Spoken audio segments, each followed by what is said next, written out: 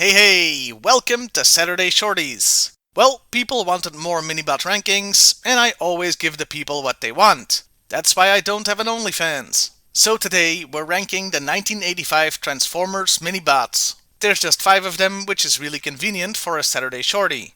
And we're starting with Beachcomber. I'm a bit biased here because he was like my first Transformer, but this is a fun little bot. Good color scheme, and he's got personality.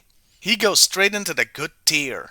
Next is Cosmos, who transforms into a UFO. You know, to blend in on Earth. Truly, never has a robot been more in disguise. Honestly, I never liked this figure very much. Though one part that's neat is the, well, let's be generous and call them hands. They can be seen as a bunch of laser guns, which is pretty cool, and handy since none of the minibots came with a gun accessory. Still, I was gonna put him in the bad tier, but the whole premise is just weird enough to put it in that one, along with his alt mode. The other vehicle modes, like the last time, go into the good tier. Who doesn't love Power Glide? It's a neat looking figure with cool moving parts.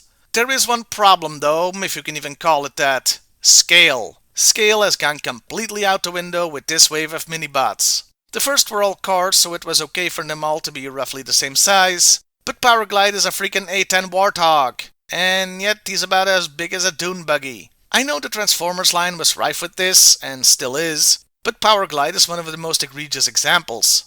I still really like the figure, but he goes into the good but weird tier as the avatar of the whole Transformers scale thing. Sea Spray is in the same boat, pun intended, as he turns into a damn hovercraft. I don't like this figure for one very specific reason. It has nothing to do with the design, or the color scheme, or the transformation. You know what it is? It's those damn tiny propellers. They're always broken. Sometimes just one blade, sometimes multiple, but finding a mint sea spray is like finding the Higgs boson. It drives me crazy, and for that petty reason he goes into the bad tier. And lastly, there's Warpath, the subject of the very first Saturday Shorty I ever did. He looks good and unique with a nice color scheme. I have no complaints, so he goes into the good tier.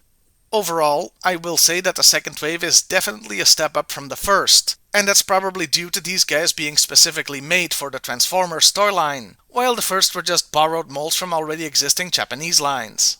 Well, I'll see you next time everybody, and hey, why not like, share and subscribe if that's your thing.